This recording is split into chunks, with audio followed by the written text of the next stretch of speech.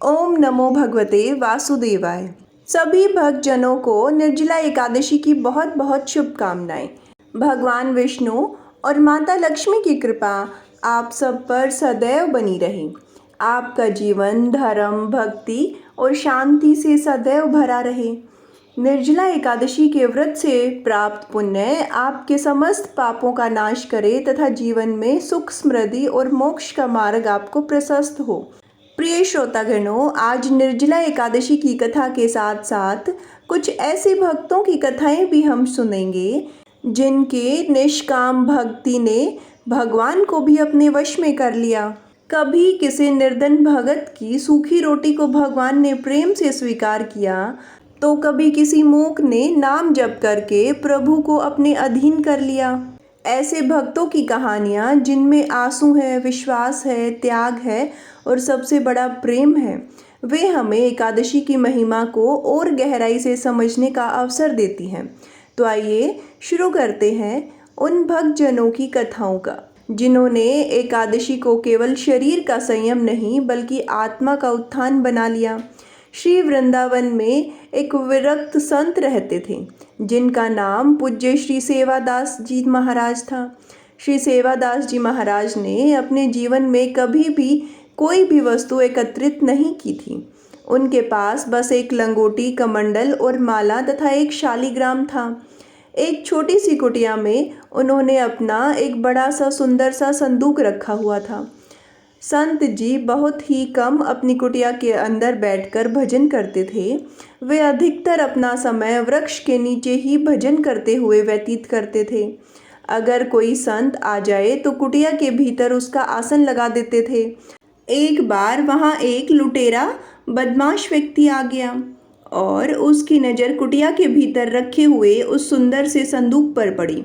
उसने सोचा कि अवश्य ही महात्मा के पास कोई खजाना है जो महात्मा ने यहाँ छुपा कर रखा है। महात्मा को भला धन से क्या काम, मौका पाते ही मैं इसे चुरा लूँगा। फिर एक दिन बाबा जी कुटिया के पीछे भजन कर रहे थे। अवसर पाकर चोर ने कुटिया के अंदर प्रवेश किया और संदूक को तोड़ मरोड़ कर खोल दिया। उस संदूक के भीतर एक और छोटा संदूक रखा था। चोर ने उस संदूक को भी खोल कर देखा तो उसके अंदर उससे छोटा एक और संदूक मिला। फिर उसने उसको खोला तो उसके अंदर एक और छोटा संदूक मिला। ऐसा करते करते बहुत सारे संदूक उसने एक के बाद एक खोले और अंत में एक छोटा सा संदूक उसे मिला। जब चोर ने उस संदूक को खोल कर देखा तो उस संदूक में धन की बजाय केवल मिट्टी रखी थी। बड़े दुख में भरकर वह कुटिया के बाहर निकल ही रहा था कि ठीक उसी समय श्री सेवादास जी वहाँ आ गए। श्री सेवादास जी ने चोर से कहा, अरे भाई, तुम इतने दुखी क्यों हो रहे हो? तब चोर ने कहा, इतने सुंदर सुंदर संदूक में क्या कोई मिट्टी भरकर भी रखता है? बड़े अजीब महात्मा हो आप। श्री सेवादास जी बोले, अत्यंत श्रेष्ठ मूल्यवान वस्तु को तो संदूक में रखना ही उचित है। चोर कहने लगा, यह मिट्टी कौन सी मूल्यवान वस्तु है?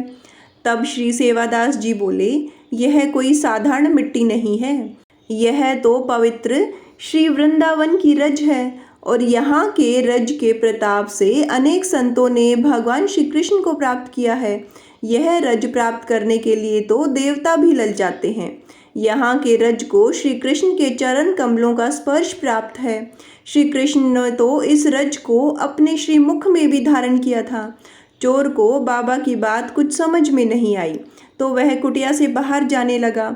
उसे जाते देखकर बाबा ने कहा, सुनो, इतना कष्ट करके खाली हाथ जा रहे हो, मेहनत का फल तो तुम्हें भी मिलना ही चाहिए। चोर ने कहा, क्यों मजाक करते हैं संत जी, आपके पास देने के लिए है ही क्या? श्री सेवादास जी कहने लगे, मेरे पास तो देने के लिए कुछ नहीं है, परंतु इस व्रज रज में सब कुछ प्रदान करने का सामर्थ्य है। चोर बोला, मिट्टी भला किसी को क्या दे सकती है? तब संत जी बोले, विश्वास हो तो यह मिट्टी स्वयं प्रभु जी से मिला सकती है और चोरी करना तो तुम्हारा काम धंधा है और महात्मा के यहाँ से खाली हाथ जाएगा तो यह भी ठीक नहीं। जाते जाते प्रसाद लेकर जा। ऐसा कहकर श्री सेवादास जी ने थोड़ी सी व्रज रज लेकर चोर के माथे पर लगा दी और माथे पर रज का स्पर्श होते ही वह चोर भगवान के पवित्र नामों का ही उच्चारण करने लगा। श्री कृष्ण केशव माधव गोविंद हरे मुरारी। उसका हृदय निर्मल हो गया और फिर वह महात्मा के चरणों में गिर गया। महात्मा ने उसे श्री हरि नाम जप और संत सेवा का उपदेश दिया। फिर उसका जीवन कृष्णमय बन गया। ब्रज के परम रसिक संत बाबा श्री गौरांगदास जी को एक बार भगवान ने स्वप्न में कहा कि मेरा एक विग्रह गिरिराज जी में अमुक स्थान पर है, उसको निकाल कर नित्य सेवा करूं। बाबा बड़ी प्रेम से ठाकुर जी की सेवा करने लगे। ठाकुर जी भी रोज बाबा से कुछ न कुछ मांगने लगे। आज मुकुट चाहिए, आज बंसी चाहिए, आज माखन चाहिए, आज बढ़िया पोशाक चाहिए, आज नया बिस्तर चाहिए। बाबा ने कहा, मैं तो एक लंगोटी वाला बाबा हूँ, बिना धन के यह सब चीज़ें मैं कहाँ से लाऊं प्रभु। बाबा चलकर संत श्री जगदीश दास जी के पास गए और सारी बात बताई। उन्होंने कहा, अपनी असमर्थता व्यक्त कर दो और मानसिक रूप से ही ठाकुर जी की सारी मांगें पूरी कर दिया करो। अब बाबा नित्य मानसिक सेवा करने लगे। एक दिन स्नान करके भजन करने बैठे और जब उठे तो शिष्यों ने देखा कि उनकी कमर और लंगोट पर शक्कर की चाशनी लगी हुई थी। शिष्यों ने पूछा, बाबा यह चाशनी कैसे लग गई? आप तो स्नान करके भजन करने बैठे थे। बाबा ने अपनी मानसिक सेवा को गुप्त रखना चाहा। कहने लगे कि कुछ नहीं हुआ, कुछ नहीं हुआ। जब शिष्यों ने आग्रह करके पूछा तब बताया कि आज मानसिक सेवा में उन्होंने सोचा कि शरीर से तो मैं कंगाली हूँ, रसगुल्ले अच्छे से बना लूँगा और श्री प्रियलाल जी को बड़े ही सुंदर रसीले मीठे मीठे रसगुल्ले बनाकर खिलाऊंगा। मोटे मोटे रसगुल्ले बनाकर मैंने श्री गुरु सखी के हाथ में दे दिए और उन्होंने श्री राधा कृष्ण को दे दिए।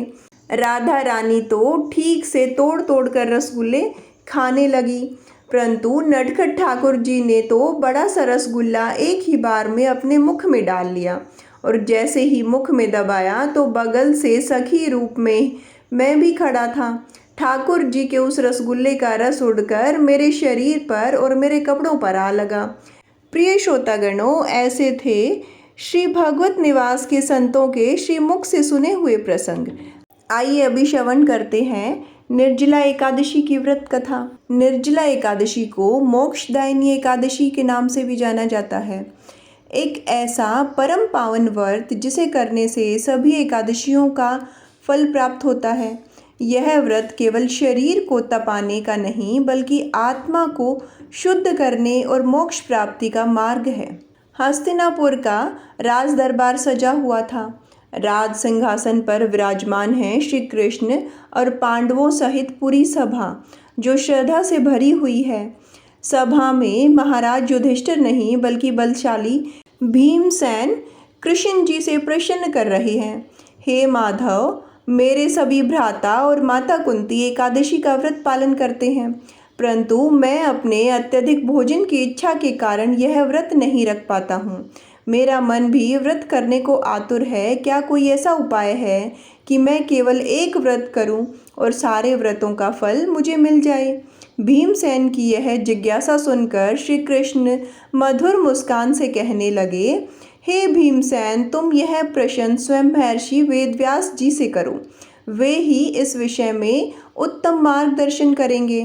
प्रिय श्रोतागणों, आइए अब इस कथा को विस्तार से सुनते हैं। जब वेदव्यास जी ने पांडवों को चारों पुरुषार्थ अर्थात धर्म, अर्थ, काम और मोक्ष देने वाली एकादशी व्रत का संकल्प कराया था, तब युधिष्ठिर महाराज ने कहा, जनार्दन, ज्येष्ठ मास के शुक्ल पक्ष में जो एकादशी पड़ती है, कृपा उसका वर्णन कीजिए। तब भगवान श्री कृष्ण ने कहा, राजन, इसका वर्णन परम धर्मात्मा व्यास जी करेंगे, क्योंकि यह संपूर्ण शास्त्रों के तत्वजय और वेद वेदांगों के पारंगत विद्वान हैं। तब वेदव्यास जी कहने लगे, कृष्ण और शुक्ल पक्ष की एकादशी में अन्न खाना वर्जित है। द्वादशी को स्नान करके पवित्र होकर पुष्पों से भगवान केशव की पूजा करें। फिर पहले ब्राह्मणों को भोजन देकर अंत में स्वयं भोजन करें। यह सुनकर भीमसेन बोले, परम बुद्धिमान पितामह, मेरी उत्तम बात भी सुनिए। राजा युधिष्ठिर, माता कुंती, द्रौपदी, अर्जुन, नकुल, सहदेव सभी एकादशी को कभी भी भोजन नहीं करते और मुझसे भी हमेशा यही कहते हैं कि भीमसेन, एकादशी को तुम भी न खाया करो। परंतु मैं उन लोगों से यही कहता हूँ कि मुझसे भूख सहन नहीं होती। भीमसेन की बात सुनकर व्यास जी ने कहा, भीम, अगर तुम नर्क को दूषित समझते हो और तुम्हें स्वर्ग लोक की प्राप्ति अभीष्ट है तो तुम दोनों पक्षों की एकादशियों के दिन भोजन मत करना। भीम बोले, महाबुद्धिमान पितामह, मैं आपके सामने सच कहता हूँ, मुझसे एक बार भोजन करके भी व्रत नहीं किया जा सकता, तो फिर भला उपवास करके मैं कैसे रह सकता हूँ। मेरे उदर में वर्क नामक अग्नि सदा प्रज्वलित रहती है, इसलिए जब मैं बहुत अधिक खाता हूँ तभी वह शांत होती है। इसलिए महामुनि, मैं पूरे वर्ष भर में केवल एक ही उपवास कर सकता हूँ, जिससे स्वर्ग की प्राप्ति सुलभ हो और जिसके करने से मैं कल्याण का भागी हो सकूं। ऐसा कोई व्रत निश्चित करके मुझे बताइए, मैं उसका निश्चय ही पालन करूंगा। व्यास जी ने कहा, भीम, ज्येष्ठ मास में सूर्य वृष राशि पर हो तथा मिथुन राशि पर शुक्ल पक्ष में जो एकादशी हो, उसका यत्न पूर्वक निर्जल व्रत करो। केवल कुल्ला या आचमन करने के लिए मुख में जल डाल सकते हो, उसको छोड़कर किसी प्रकार का जल विद्वान पुरुष मुख में न डाले, अन्यथा व्रत भंग हो जाता है। एकादशी को सूर्योदय से लेकर दूसरे दिन के सूर्योदय तक मनुष्य जल का त्याग करे तो यह व्रत पूर्ण होता है। इसके बाद द्वादशी को प्रातःकाल में स्नान करके ब्राह्मणों को विधि पूर्वक जल और स्वर्ण का दान करें। इस प्रकार सब कार्य पूरा करके जितेंद्रिय पुरुष ब्राह्मणों के साथ भोजन करें। वर्ष भर में जितनी एकादशियां होती हैं उन सब का फल एक निर्जला एकादशी से मनुष्य प्राप्त कर लेता है, इसमें बिल्कुल भी संदेह नहीं है। शंख, चक्र और गदा धारण करने वाले भगवान केशव ने मुझसे कहा था कि अगर मनुष्य सबको छोड़कर एकमात्र मेरी शरण में आ जाए और एकादशी को निराहार रहे तो वह सब पापों से छूट जाता है। हे कुंती नंदन, निर्जला एकादशी के दिन श्रद्धालु स्त्री पुरुषों के लिए जो विशेष दान और कर्तव्य विहित है उन्हें भी सुनो। उस दिन जल में शयन करने वाले भगवान विष्णु का पूजन और जल में धेनु यानी पानी में खड़ी गाय का दान करना चाहिए। सामान्य गाय या घी से बनी गाय का दान भी किया जा सकता है। इस दिन दक्षिणा और कई तरह की मिठाइयों से ब्राह्मणों को संतुष्ट करना चाहिए, क्योंकि उनके संतुष्ट होने पर ही श्री हरि मोक्ष प्रदान करते हैं।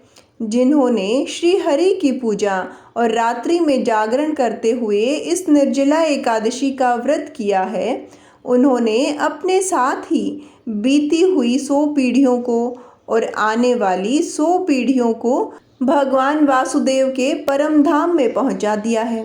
निर्जला एकादशी के दिन अन्न, वस्त्र, गो, जल, शैया, सुंदर आसन, कमंडल और छाता दान करना चाहिए। जो श्रेष्ठ और सुपात्र ब्राह्मणों को जूता दान करता है वह सोने के विमान पर बैठकर स्वर्गलोक में प्रतिष्ठित होता है। जो इस एकादशी की महिमा को भक्ति पूर्वक सुनता है अथवा उसका वर्णन करता है वह स्वर्गलोक में जाता है। चतुर्दशी युक्त अमावस्या को सूर्य ग्रहण के समय श्राद्ध करके मनुष्य जिस फल की प्राप्ति करता है वही फल इस कथा को सुनने से भी मिलता है। भीम, ज्येष्ठ मास में शुक्ल पक्ष की जो शुभ एकादशी होती है उसका निर्जल व्रत करना चाहिए। उस दिन श्रेष्ठ ब्राह्मणों को शक्कर के साथ जल के घड़े दान करने चाहिए। ऐसा करने से मनुष्य भगवान विष्णु के समीप पहुंचकर आनंद का अनुभव करता है। इसके बाद द्वादशी को ब्राह्मण भोज कराने के बाद स्वयं भोजन करें। जो इस प्रकार पूर्ण रूप से पाप नाशिनी एकादशी का व्रत धारण करता है वह सब पापों से मुक्त होकर आनंद में वैकुंठ लोक को प्राप्त होता है। यह सुनकर भीमसेन ने एकादशी का व्रत प्रारंभ किया। तभी से यह एकादशी भीमसेनी एकादशी के नाम से प्रसिद्ध हुई। प्रिय श्रोतागणों, भगवान विष्णु की पूजा माता तुलसी के बिना अधूरी मानी जाती है। तो आइए अभी श्रवण करते हैं तुलसी माता की आरती। तुलसी महारानी नमो नमो, हरि की पटरानी नमो नमो। तुलसी महारानी नमो नमो, हरि की पटरानी नमो नमो। धन तुलसी पूरण तप कीनो, धन तुलसी पूरण तप कीनो। शालिग्राम की बनी पटरानी नमो नमो। तुलसी महारानी नमो नमो, हरि की पटरानी नमो नमो। जाके पत्र मंजरी कोमल, जाके पत्र मंजरी कोमल। श्रीपति कमल चरण लपटानी नमो नमो, हरि की पटरानी नमो नमो। तुलसा महारानी नमो नमो। धूप दीप नैवेद्य आरती, धूप दीप नैवेद्य आरती। पुष्पन की वर्षा बरसानी नमो नमो। तुलसा महारानी नमो नमो, हरि की पटरानी नमो नमो। 56 भोग 3600 व्यंजन, 56 भोग 3600 व्यंजन। बिन तुलसी हरि एक न मानी नमो नमो। तुलसी महारानी नमो नमो, हरि की पटरानी नमो नमो। तुलसी महारानी नमो नमो। सभी सखी मैया तेरो यश गावे, सभी सखी मैया तेरो यश गावे। भक्ति दान दीजे महारानी नमो नमो। तुलसा महारानी नमो नमो, हरि की पटरानी नमो नमो। नमो नमो तुलसी महारानी, नमो नमो तुलसी महारानी। तुलसी महारानी नमो नमो, हरि की पटरानी नमो नमो। तुलसी महारानी नमो नमो।